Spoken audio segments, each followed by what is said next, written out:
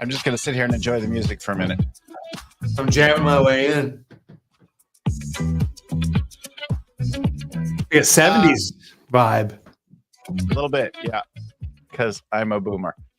So, hey, you can't do anything significant on your own, right? Anything big you want to do, you're going to need a team. And that's what our subject of our conversation today. A great new book on the subject of building great, powerful teams.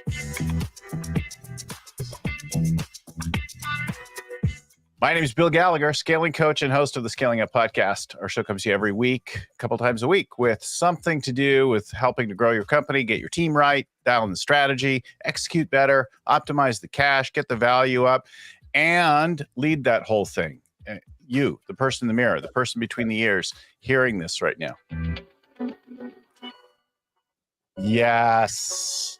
So all our show, back catalog, all that kind of stuff, over 500 shows now at scalingcoach.com. Our tools, downloads, coaching programs, everything and more. Scalingcoach.com is where to go and find all that.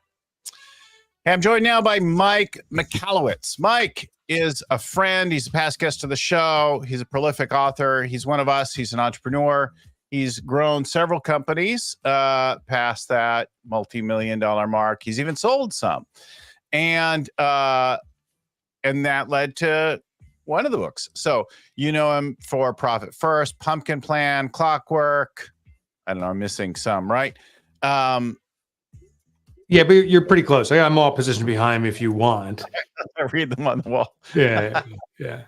So anyway, and Mike's also a personal friend. My wife and Mike are in a mastermind forum type group together for years now, and so we know each other really well. And it's just great to have you back on the show again.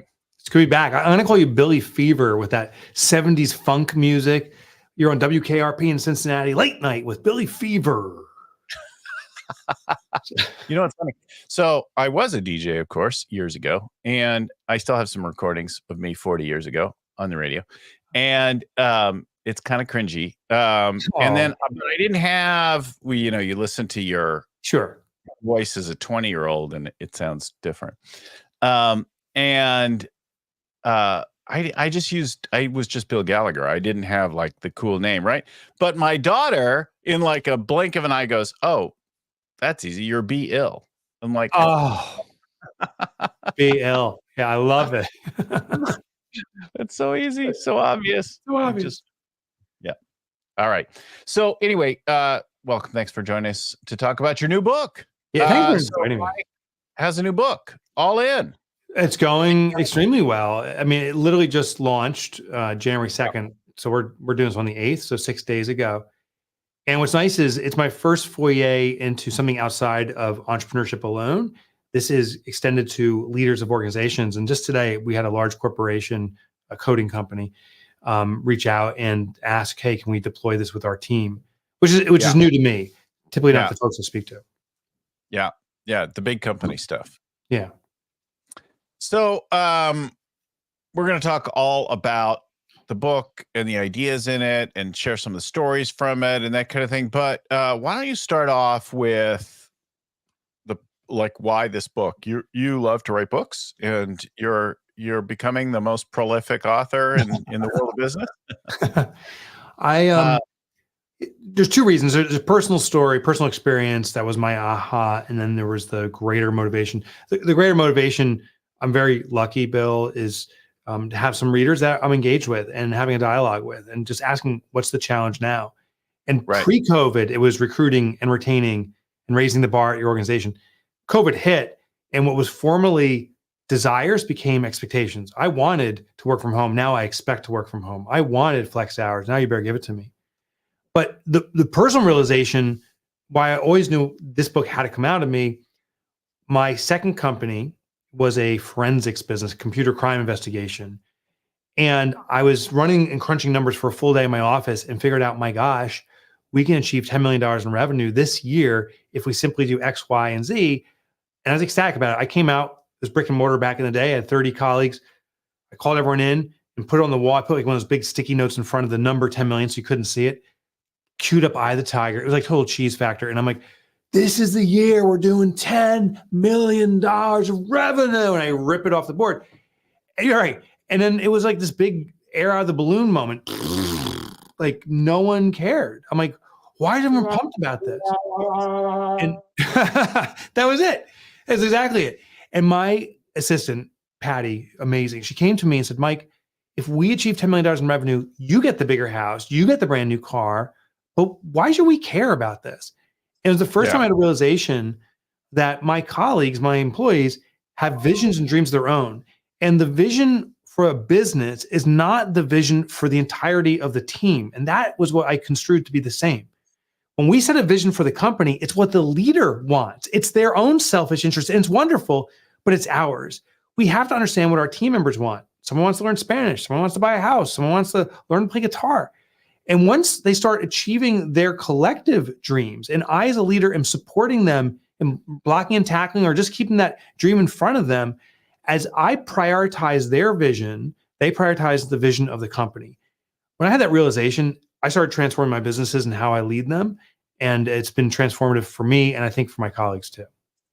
You know, I love hearing this because I'm very like recreated by the sharing. I had a CEO that I was coaching, and he reached out to me. He's like, Bill, I've heard you talk at a couple workshops, and I think you're the guy. Like a lot of coaches bug me, but like you're a style fit for me. And I know scaling up's good stuff, and I really want to grow my company. I'm like, great. So we start working, and we started doing the plans and things like that. And he's got big, ambitious plans. And then by our, I don't know, maybe our second, third session, he says, I don't know what it is, but like we do all these things and they make sense for me and they work for me, but like they don't seem to move the needle in my team. And I'm like, I don't know what will motivate her. I've tried spiffs and I've tried games and I've tried bonuses and I've tried more commissions, and like it just doesn't seem to matter.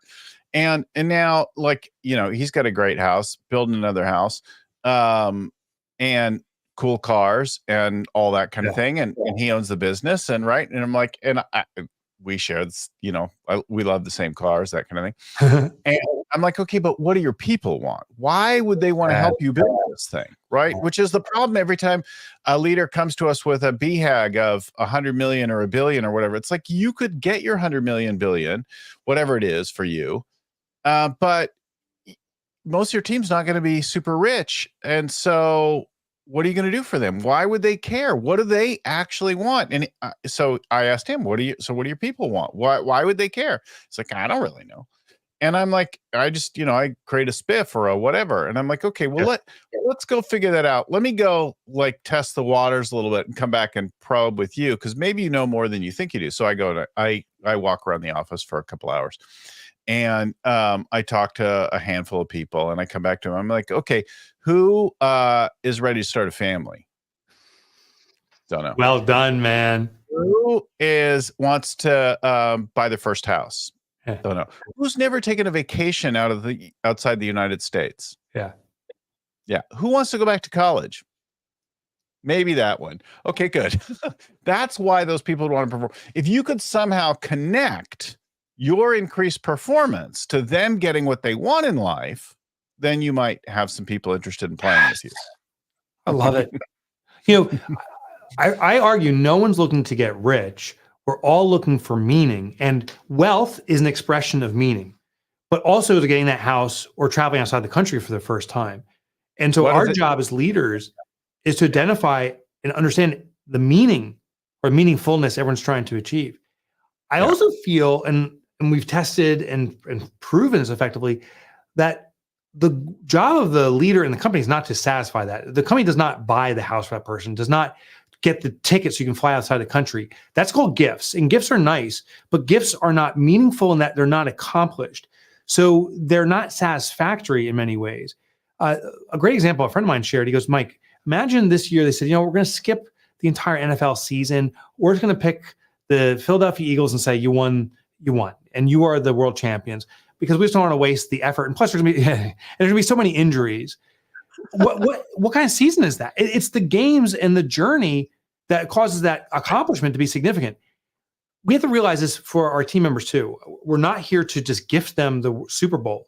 Our goal is to identify what their Super Bowl is and then keep that objective in front of them.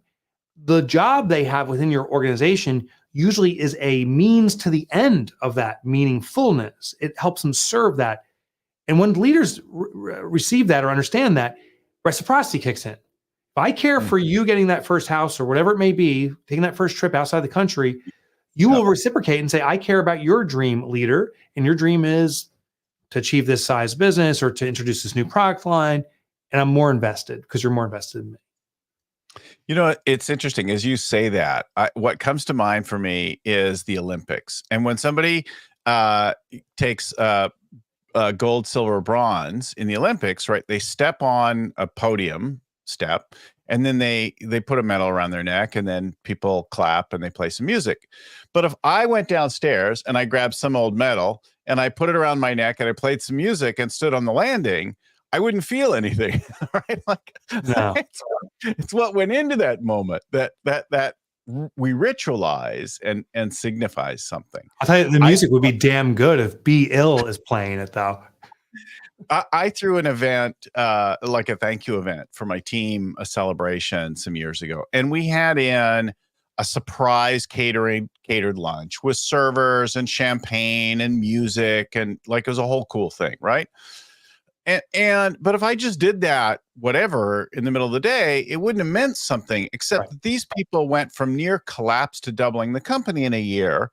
And that meant something. And so then it was a very powerful event, right? Yes. Yeah, recognition of accomplishment. Here's a couple of things I've discovered when I was writing All In. The way people like to be recognized varies. I always thought it was public recognition, like, bring the person up on stage and put that medal around them and say, look, everyone. But we created a concept called POMs, or personal operating manuals. This is when you buy a computer and it's that quick start guide, the first page, you don't have to read the whole manual, how to get the computer up and running. For every employee at our company, including myself, there's a POM, a personal operating manual, how I like to communicate, what I'm good at, what I'm not good at. It also says the way I like to receive appreciation. Mine happens to be public recognition, words of accolades, but another colleague is a gift and or momentum. Another person's active service. So Aaron, who's my personal assistant here, just did some Herculean stuff. And her family recently experienced a flood at her home. We took some actions to help her with that, as opposed to just saying, you got this, or even gifting the solution. We took actions, and she is a person that receives recognition through acts of service, was so appreciative of that. So a great leader will recognize that everyone receives accolades different ways. The other thing is also recognizing individual accomplishments. I love that you did that amazing, celebration for the company's accomplishments. I wouldn't be surprised if you also recognize people's individual accomplishments during that. In our company here, we recognize individual accomplishments to the level of personal vision satisfaction. So we have one colleague here, Amy, who is looking to be cancer-free. She's been that way for 5 years and wants to do a 6th year. And as long as it's important to her and she's willing to share this, every year we recognize that.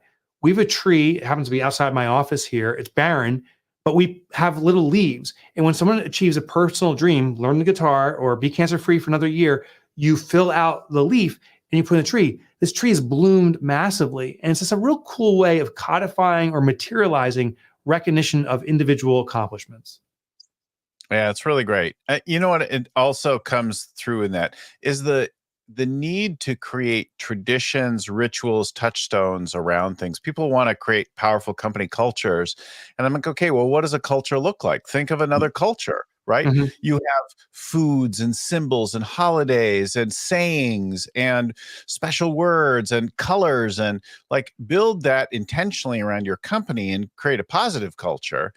That is one you're proud of, like that, right? That's how you enshrine this stuff. And then, it'll repel some people, which is great too. That's great too. It's great too. And what's interesting is I did a lot of investigation to culture versus community. And I think when we use the term culture, we're actually talking more about community and the collective values.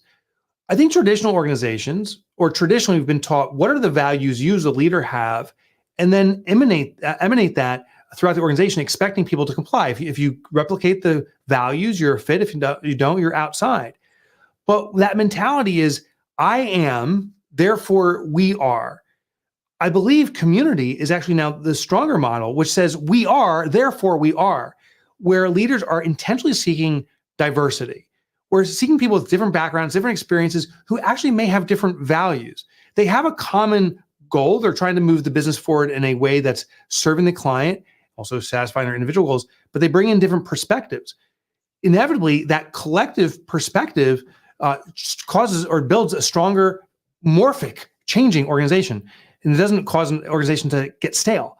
And I'll give you an example of my own company. For the longest time, one of my personal values is no dicks allowed. I think it's funny, but it also speaks to who I am. I don't want to deal with dicks. I won't deal with dicks, but I won't be a dick either. Like, that's not permissible for me. And so now, as we've grown, we've got 20 people working here. I came out at one of our meetings 2 or 3 years ago and said, hey, we really got to stick with this value of no dicks allowed. If we're ever treated that way. And one person raised their hand and said, Mike, that's really bro-y, no dicks allowed. Why don't we modernize this? And we started to have this conversation of what's our collective values. And it wasn't no dicks allowed. It was be the Ted Lasso, which is a new, fresh perspective on something that I appreciate, but is different than I was espousing.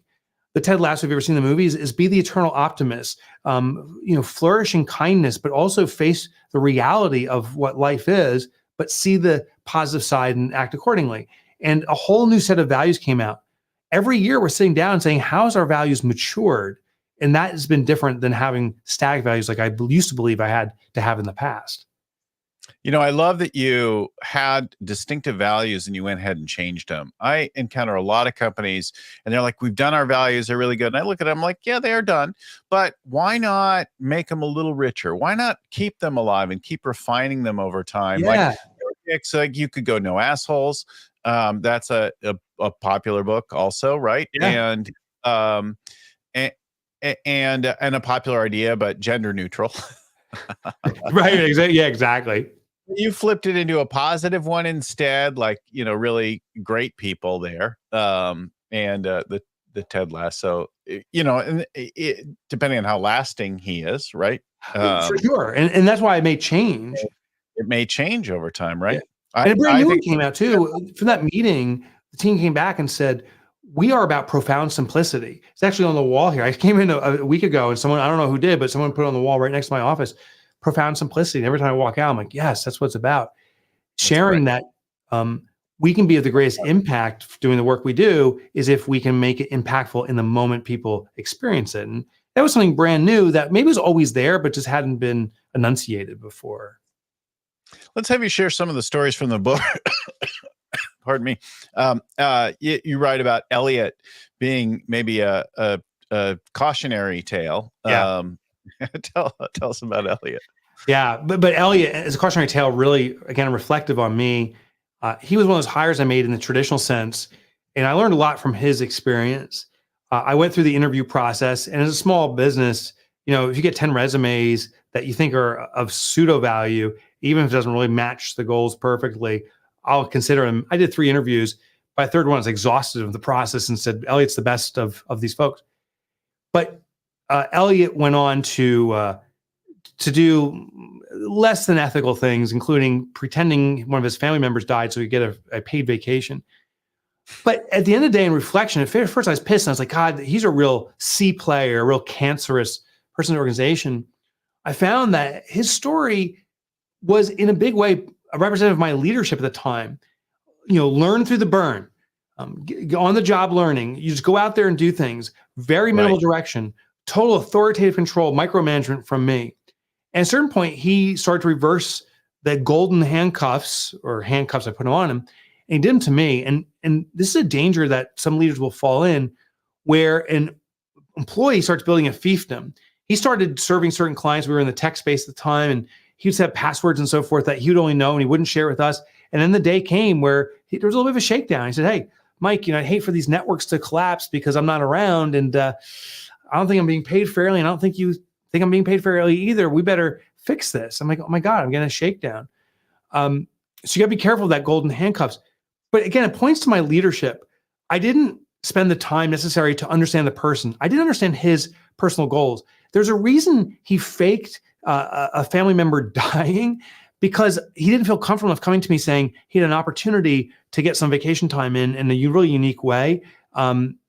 and expect me to accommodate it whatsoever, even though I think I would have. I didn't know him well enough. The little button or bone in the story is only about 10 years later, I'd sold my second company now to a Fortune 500. I worked for an employer who did the same thing to me, told me to just go out, be billable, on the job learning, micromanage me, and I behaved like Elliot, resistive, trying to get pay back at the man, and ultimately got fired. So I think the leader is the key factor there.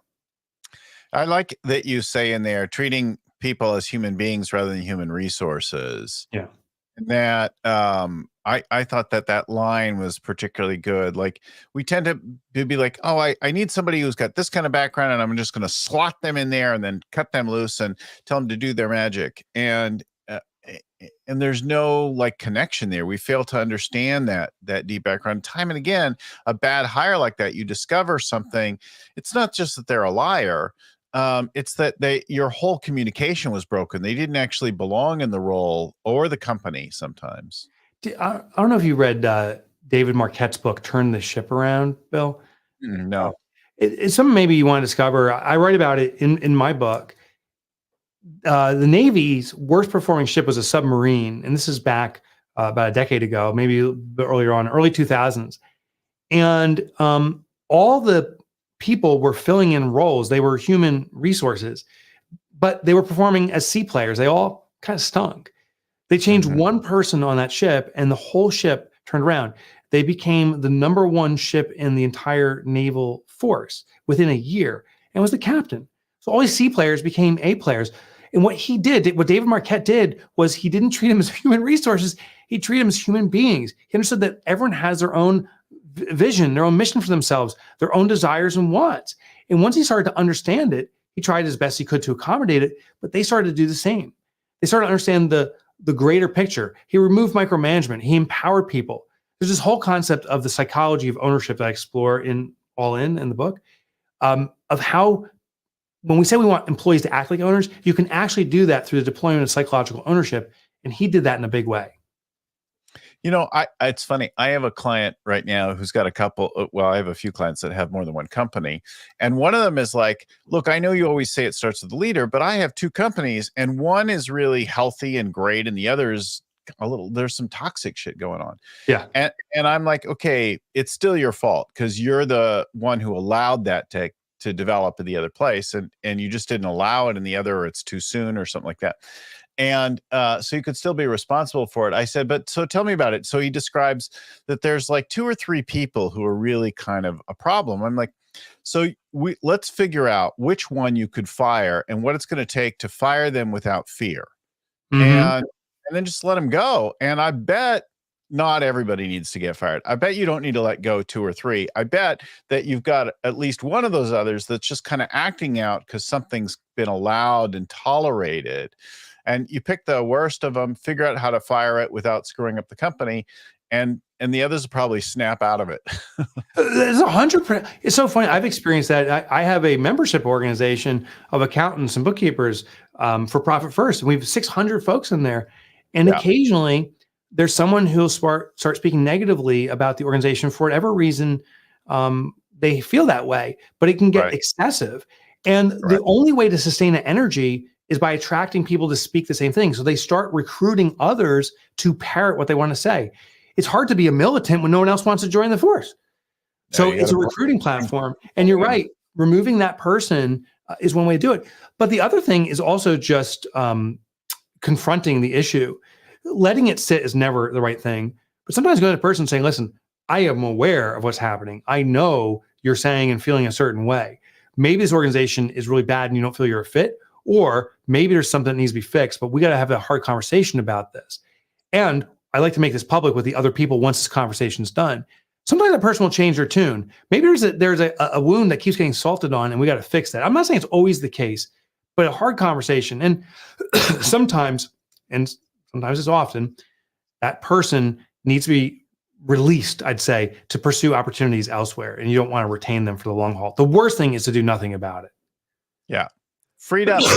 I got that cough now. A lot of times they're like afraid, well, they're a single mom or they're this or that, or sure. like and they worry about it. I'm like, listen, every day you keep them in your company is a day that you're not only hurting your company, but you're keeping them from being awesome, because they could be awesome somewhere, just not in your environment. Like I firmly believe there's a place for everyone.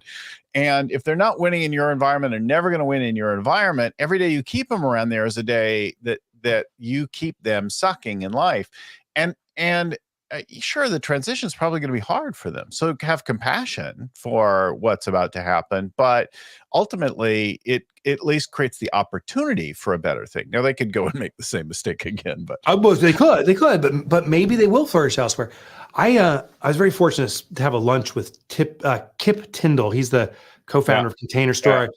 I originally met him through the group we're in, EO and stuff. And he did that 1A equals 3B. I'm sure you've heard of that, right? Mm-hmm. And he goes, I got a surprise for you. I go, what's that? He goes, everyone's actually an A player. And I'm like, hold on, you said 1A, 3B. He goes, everyone's an A player. He goes, most people are an A player in waiting. They need to be matched up with the opportunity that speaks to their talents, desires, and interests. So when you have someone that is cancerous to your organization, is resistant, is the militant, part of it may be a desire to seek what really satisfies them elsewhere, and they can't, or they don't feel comfortable asking for it. So they do it by sticking out the elbows, The work you do isn't for them. The culture isn't for them. The commute is wrong. Like something is off. You share a great story in the book about a part-timer putting in a full-time effort, somebody really caring. Talk about that, the story of dedication, Amy. Amy. Yeah. There was a study that came out of England about knowledge workers that was fascinating. They said the average knowledge worker produces 3.2 hours per day, regardless of the hours worked. So if I work a 4-hour day or 6 or 8 or 12, I'm still producing 3.2. And the reason is, we need to recharge. We may look active, but our brain power kind of dwindles. So we hired Amy, and she came on. She was specifically looking for a part-time job. There's a massive community of employment opportunity for part-timers. And when her first day came on board and she was on board and so forth, I gave her a work schedule and said, here's what I need you to do, a list of stuff. But I gave her 8 hours of work, forgetting that she was only working 4-hour day. And the next morning she comes in and says, got it all done.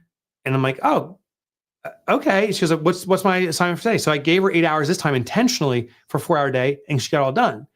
And that's when I came to this realization. It's called Parkinson's Law, that as we compress availability of time, we actually work more efficiently, and we can max out around this 3 or 4 hour mark. So Amy was cranking stuff out. But I think the greater thing was not that. It was that myself and our team here was caring for Amy. She's actually the one who is fighting cancer. She's defeated it. We just want to keep it defeated. And we cared for her during that process, and we cared for her and her family when they needed flexibility for her health schedule and so forth. Well, I was in one morning on a Saturday. I came in early to work just to be here, disconnect from insanity that was happening at home over the holidays, and just disconnect. And also the door opens, and in comes like these soldiers carrying all these books. And I'm like, what's going on? And behind them comes Amy, the drill sergeant. It's her husband and her kids. And it was like 1,000 books or something. I'm like, what are you doing? She goes, we had a logistical issue happen last week, and we couldn't receive these books here. But I was thinking, for us to satisfy this and that, we need to get the books. So I redirected them to my house, and I recruited my family to pack, ship, and move these books. All on her own dime, all her own time. And she doesn't manage book logistics. The person who does was out. I couldn't believe it. And what it boiled down to, I asked her, I said, Amy, why do you do this? She goes, I love this company so much because you guys love me so much. And that was clear then, reciprocity. Mm-hmm, mm-hmm. Yeah, care for them, they'll care for you.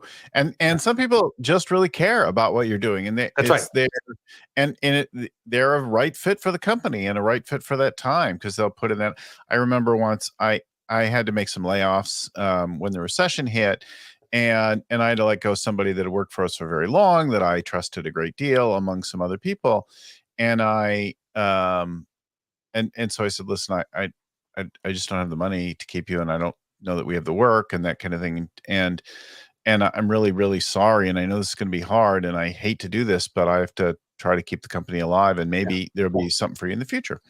And I like in that moment, I was really clear that this could be really hard. And she said, I understand. She said, listen, I come from a poor background and I know how to get by. It's gonna be okay. And then she said, you're a good man. Oh, having to hear that in a situation like that, that's representative of an excellent leader. And then she came out of her chair onto her knees and she took my hands and she said, if you need me to come in at night to work for free to help you get through this, I will. Wow. I was like, and certainly I was validated for being honest and caring, but I also was inspired by what people, like the beauty of human beings, like, and there's a person that, to this day, I call her a friend, and I knew that at 3 a.m, if I needed to, I could call her up and she'd come over. I just kind of parlaying the story. One of my most difficult days was with my forensics business. After that $10 million big announcement, it was only 6 months later that we hit the wall. We didn't get big jobs and things collapsed. And I had to get rid of 15 of my 30 people, half the staff, because it was that dire. And it was not their fault, it was mine. But I had to make the announcement. And I was the whole day, I was just sobbing as I was letting person go after person go. I followed the stories of every person let go, and everyone to the person ended up within a year in a better position in life. One person she was our in-house counsel, wanted to be a judge. She became a judge. Another person was always talking about sailing around the globe. She did it. Another person got his dream job at a competitive forensics company, but in the role that we would have never had available. What's interesting is, as painful as those moments can be, when they're done through integrity, I think we can always sleep well with ourselves, but we can also maybe maintain that link where we can see what happens to people. And at least in my case, it was I was batting 1,000, not batting 1,000, but every person landed in a better position. And they would have never, if I kept them in my struggling company, they would have been worse off. Yeah. Yeah. The long story and short of it is that we did get through that thing and came back stronger, and we did hire her back, and she worked for us for several more years. So that's awesome. That's awesome. So it did turn out well for everyone, and we're still friends to this day. One of the other funny stories, I think, I used to do some, I did some photography, rock photography and stuff when I was on the radio and that kind of thing. And one of the shows that I photographed was Van Halen, and in the David Lee Roth days. And I took one really interesting photo in that show. But the Van Halen shows have been written about and talked about, and you write about Van Halen. They get a mention in Checklist Manifesto, and so talk about developing talent. Yeah, this is not about the red M&Ms. This story is about finding the best people for your team. And what I discovered is most businesses try to evaluate based on experiential talent and what they call innate talent. Experiential talent is what is demonstrated in your resume or CV. The past is indicative of the future. And we know that's not necessarily the case. And we know from hiring practices that looking at resumes alone ain't that good. There's better tools like Predictive Index or Enneagram or Myers-Briggs, the DISC, all these things that look for innate wiring. And those are helpful. I wish more companies would do that.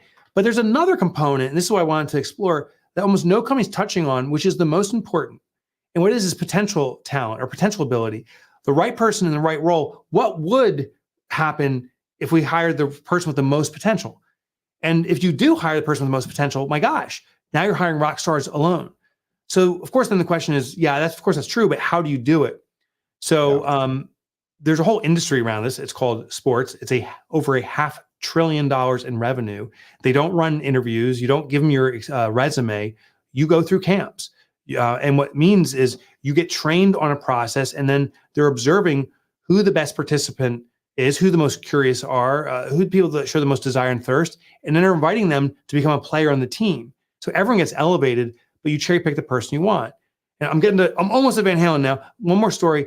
Home Depot Next, next time you see that Home Depot is doing a birdhouse building session, I want you to know that is a recruiting platform.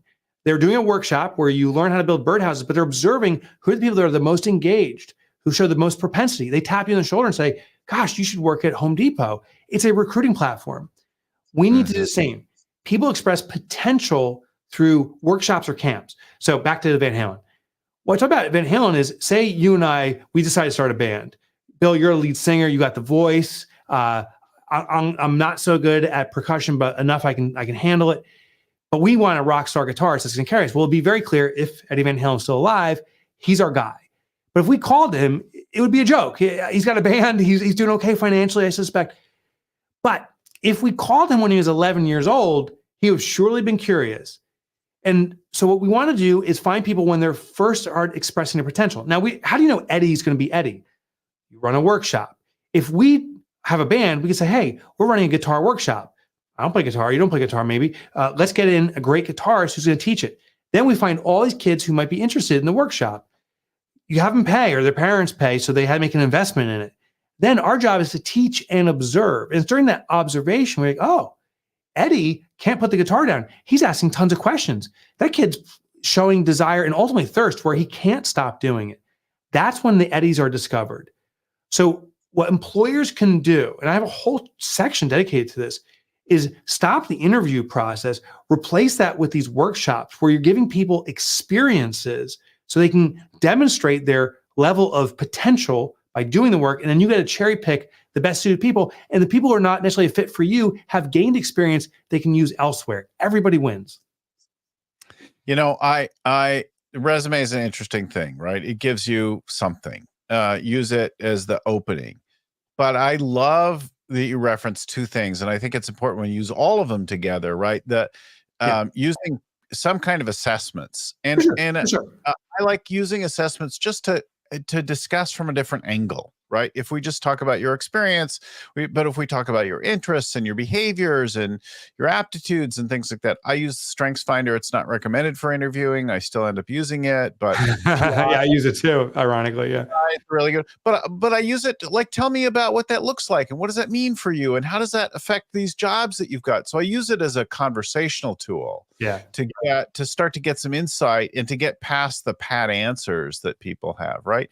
But the other thing then, like the camps, is how do we create some practical tests? And I've learned with our clients and with our own companies that creating practical tests for things, experiences where we could do it. We were recruiting for a marketing VP some years ago, and we had just created an inflection. The company was taking off, and we knew it was time to level up. So we did that. We got down to 3 finalists after getting scores and scores of resumes. And one of them was like this super powerhouse resume, like super blue chip thing. The other one was kind of like a competent person in our industry, a typical thing you'd expect. And then the other one was like this wild card young person. And we're like, there's something here. She's special and got some passion. And so, and the big shot came in and he gave his very corporate looking thing and it was solid and professional. And we were like, wow, this guy could really take us to new levels. But I ended up going, is he expecting to have a whole department?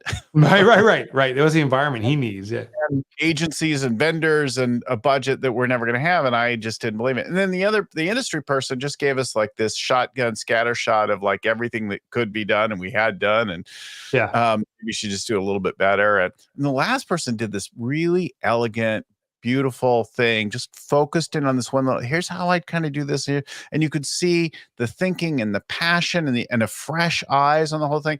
So we hired her. And we thought, and Lori and I turned to each other and we're like, we probably only have her for a couple of years. And in fact, she helped us go through a period of doubling the company a couple of times. And then she went off and she started a company on her own, a company called Goldie Blocks, which was total badass, like, CEO founder move. Amazing. Yeah. So, it reminds me of a couple other stories that play into this. One was I called the University of Chicago, or I interviewed the University of Chicago, the medical department specifically, the recruiting team. And what was so interesting is back in the 90s, there was an experience there that I think defines the difference between just interviewing alone versus as you shared, kind of that package deal. They had a recruiter who was hiring people, and it was not representative of the ethnic mix in the area. The union called it out and said, there's a lot of white people being hired, and this is more of a colored community. So he said, this isn't working. The recruiting director responded and said, well, I know how to hire, and based upon my interviews, I know who's good or not, but I'm willing to try something else if you guys require that. They then did the workshop where the same people that interviewed, they had 50 people interview, then went through the workshop experience. And this was for an administrative position at a hospital. One of the things was check-in. And the check-in, the person working that station, the interview manager, if you will, emulated having cerebral palsy. Her roommate had it. She knew that fine motor skills is very difficult. It takes a good minute to take your license out of your purse or wallet. Right. The people that went through the station, what was interesting is one candidate was so good in interviews, very confident, strong, powerful. When she went to that workstation, when she was taking a long time to get the license out, rips the license out of her hand, says, just give that to me. Where other candidates were like, take your time, or may I assist you with this? They ended up hiring the people that demonstrated through the workshops the best ability, and they have been their best hires of all time. What was interesting is the people that demonstrated the confidence, the strength in the interviews have a great skill at interviewing, but not necessarily great skill on the floor. So that's why it needs to be tested. Yeah. But the hero of the story is that recruiting director who said, I know how to hire great people, but I'm willing to try something different and prove myself wrong. Yeah, that's a useful thing to do. If you've got somebody who's willing to try an approach and who's open That's a good leader. Set aside their experience, that's a great leader.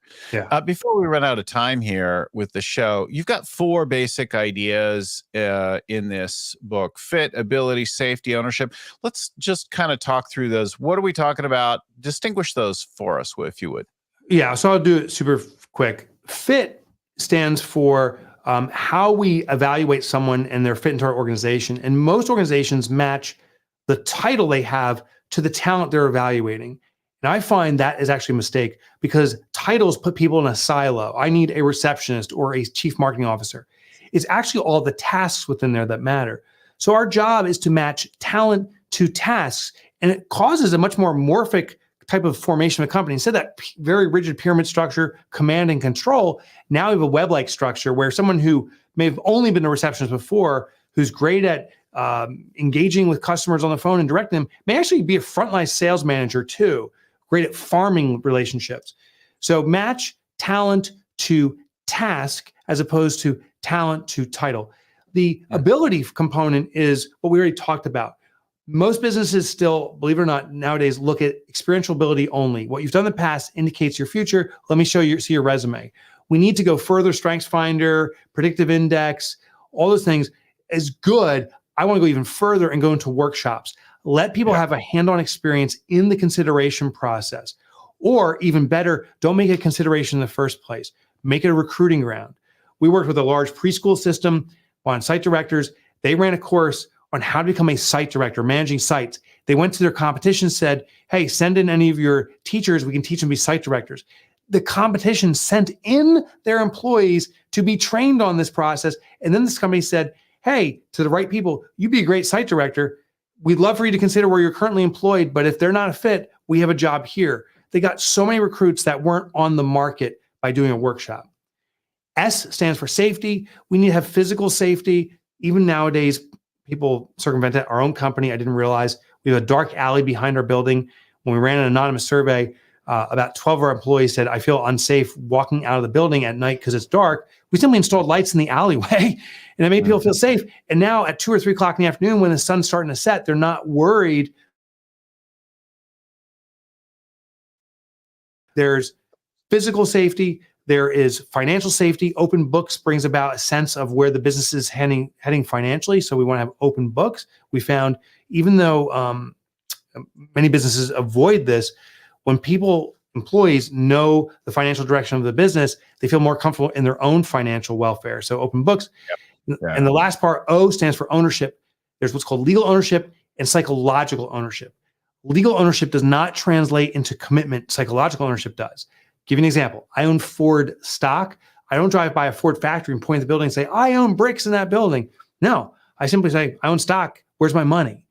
But my car, I have psychological ownership. It's in my driveway, and I actually don't legally own it. The bank does. I'm doing my bank payments, so they own it, but I feel like I own it.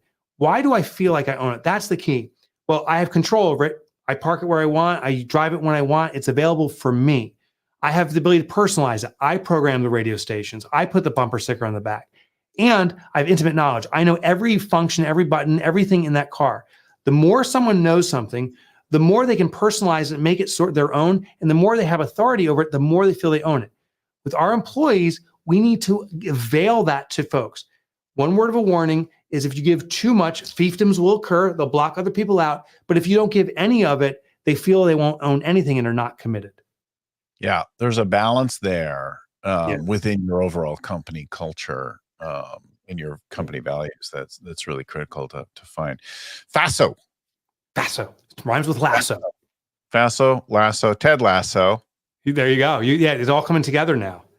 Ned Flanders. Bill, B-L, PJ. The book, All In by Mike. allinbymike.com is the URL. There's the cover. It's on Amazon. Get it there. Mike, thanks for joining us once again to talk about the book and always a pleasure being with you, Bill. Thanks for having me. To the folks at Storyon who get our show produced and ready every week, and the editing at Podfly Productions. My friend and mentor Vern Harnish, who created the whole Rockefeller Habits and the scaling up framework that we use at the core of our business. Thanks again to everyone for watching, for listening. If we can help you out in any way, find us wherever you find us. Like, subscribe, download, turn on your notifications. Pause right here. Share it with somebody who could benefit from this as well as you could. That would help them and us. And of course, if you want to find us, scalingcoach.com is where all of our coaching programs, that kind of thing are. Thanks again for watching, for listening. We'll talk to you again next time. Keep scaling.